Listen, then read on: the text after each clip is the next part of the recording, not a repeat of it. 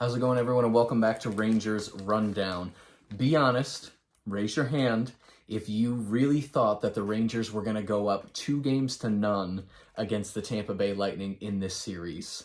Yeah, none of your hands are in the air. What an amazing playoffs it has been for this frickin' team.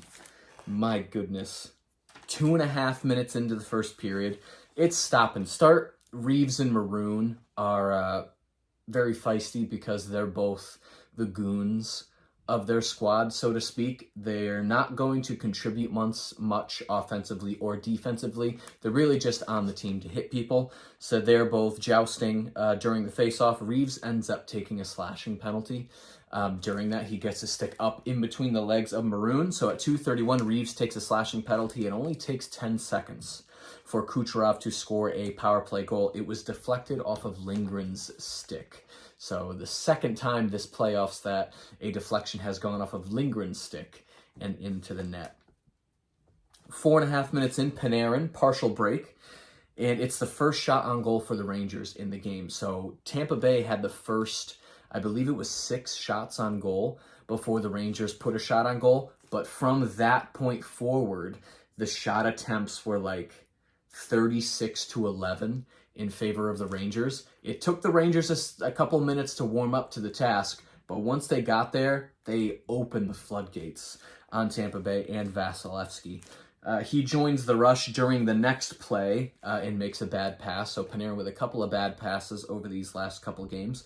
Third line has a good shift, would be a common theme throughout the game. Ozone pressure, winning board battles. I love Kakko on the boards because you know he's probably going to come away with the puck.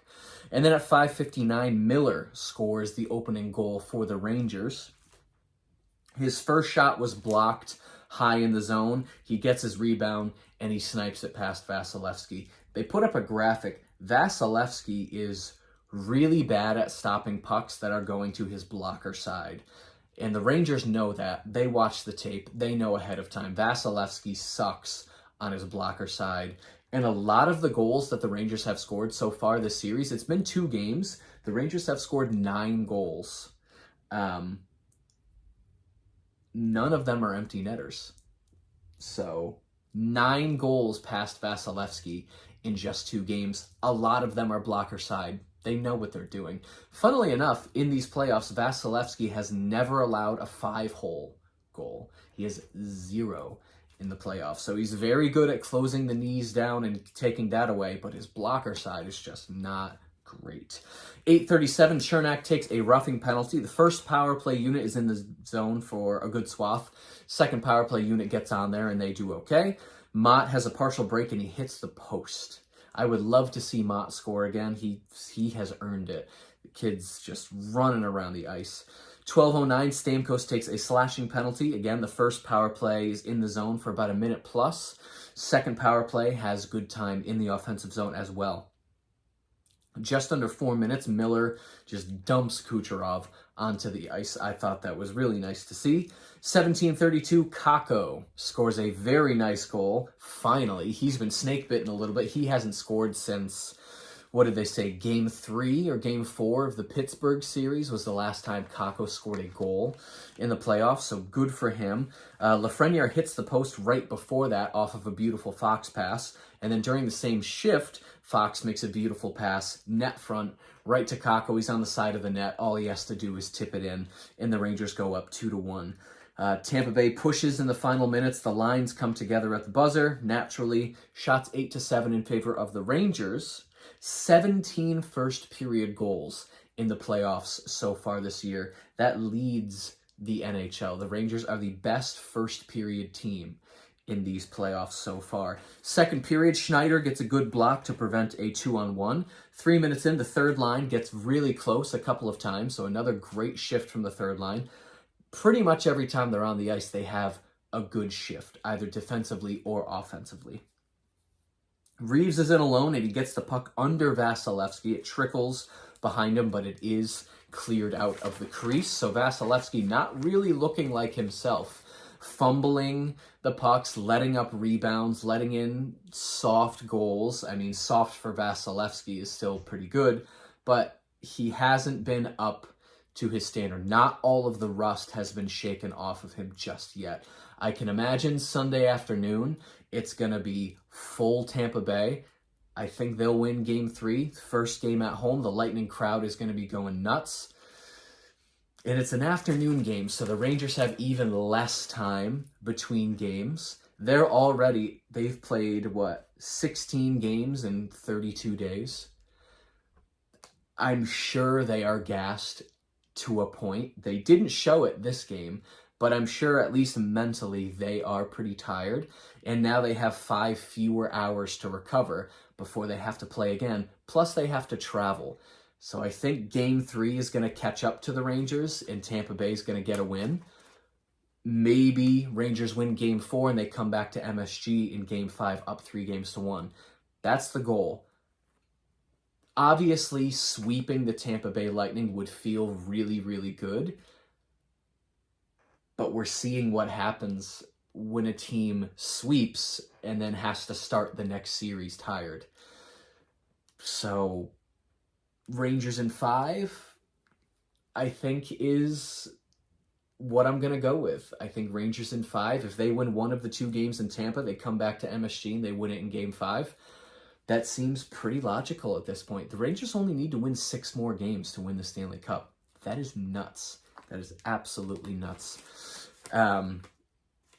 Just over 4 minutes into the period, the second period, the first line with a couple of chances, and then the second line continues that pressure. 5:37, the only thing of note to put on the board in the second period, Foote takes a roughing penalty. Shesterkin makes a long pass to Panarin for a chance. Shesterkin would have picked up another assist if that puck went in the net. Hedl pushed into the net by McDonough, and the net comes off the moorings. Looked like it hurt, but Hedl was fine. Third line, another great shift. Best line 5-on-5 for the Rangers is that kid line. They're just so good. Halfway through the period, the Rangers have a 3-on-1 that doesn't do anything. They don't even get a shot off. 8 minutes left. Hedl has a great chance from high in the slot. Tampa Bay starts to possess the puck more down the stretch of this second period. Just over 3 minutes, Zibanejad has a partial break, and then Tampa Bay continues to push in the final minutes. Reeves fails to clear the zone twice. I get nervous whenever Reeves is on the ice. Yes, he's good at hitting people, I guess, but he's not going to give you much offensively or defensively. He's a liability in the defensive zone, so I get nervous when he's on the ice. Shots 14-10 in favor of the Rangers at the end of the second period. We get into the third period. Zibanejad and Vatrano have a 2-on-1 broken up early, but immediately after that, at 1:21, Zibanejad would score a goal. He has a 7-game point streak now in the playoffs. It was Kucherov turnover right in the neutral zone. They take it right back in. Zibanejad snipes it, posting in. 6.5 in, Maroon is alone in front of Shesterkin, but he shuts the door. Lafreniere and Hedl have a 2-on-1 that's broken up. Then 9 minutes in, Mott crashes into the boards, and he looked like he was in a little bit of discomfort. He would play the rest of the game, though, so no worries. 9 minutes left. Trouba has a big open ice hit on Cirelli, which draws some attention, as any hit by Trouba will do. 13:55, Hedman takes a tripping penalty, and he is very upset by that. I don't know why. You watch the replay, he very clearly tripped Lafreniere, so I don't know what he's upset about. He slams the door to the penalty box. Whatever, get over it. 2 shots on that power play. They're in the zone a lot, but the Rangers would go 0 for 4 on the power play tonight. Tampa Bay did a good job shutting down the power play. 3:49 left in the game. They pull Vasilevskiy. He would have to come back in shortly after that because Tampa Bay iced the puck. But at 17:58, Paul would score a goal, making it interesting for the Tampa Bay Lightning. So now the Rangers are up 3-2 late in the game. At 1:10, they pull Vasilevskiy again, and Tampa Bay is just throwing everything at the net. Things are trickling by the posts. They're getting down into the crease. Rangers doing a good job getting into the passing lanes, clearing the puck out of danger, deflecting it off to the side. 37 seconds left in the game. Tampa Bay takes a timeout, but it wouldn't matter. The Rangers would persist and win game 2, 3-2. So they snap Tampa Bay's streak of not losing twice in a row in the playoffs. They also snap Tampa Bay's streak of winning 9 straight game 2s. So they would not make it to Magic 10. They lost this game 2. So 2 streaks broken for Tampa Bay tonight, courtesy of the New York Rangers. 8 straight wins at home for the Rangers in these playoffs, which is the second most by a goalie in NHL history. Marc-Andre Fleury had 9 straight home wins in his career, one of those playoff runs. If they win Game 5, Vasilevskiy will join Marc-Andre Fleury with the NHL record of consecutive home wins in a playoff run, which is just nuts. Just nuts. Stats at the end of the game: shots 21-38 in favor of Tampa Bay. They would outshoot the Rangers in that third period. Faceoffs 41.7%, so Rangers back to their fashion in the faceoff dot. Power play 0 for 4, hits 23-32 in favor of Tampa Bay, blocks 18-17 in favor of the Rangers. The pregame trivia question of the evening: who are the other 2 Rangers to score 5 goals in the span of 3 playoff games? Hedl is obviously one of them. He has 5 goals in the span of 3 playoff games. Who are the other 2 Rangers to do that same exact thing? We have to go back to 1990 for Mike Gartner, and then we have to go all the way back to 1950 with a gentleman named Pentti Lund. Never heard of that player before in my life. Very interesting name, though. So the Rangers are up 2-0 against Tampa Bay. Colorado is up 2-0 against Edmonton. So if this holds, the team that goes up 2-0 in a series wins 91% of the time. Now, in the previous series, Carolina went up 2-0 against the Rangers. The Rangers would end up winning in Game 7. So this series is by no means over. Tampa Bay could win the next 4 games and win in 6. You never know what's going to happen. If Tampa Bay evens the series 2-2 over the next 2 games, I don't know. I really don't know. It's going to be very interesting to see what happens on Sunday. I think the Rangers drop Sunday, but I think they win Tuesday and they come back to MSG up 3-1, ready to close it in Game 5. That's my prediction, at least. I hope it comes true. This team is just, they're ready. And this is all gravy, too. So if Tampa Bay ends up winning the next 4 games in a row, this is still an incredibly successful season for this Rangers team.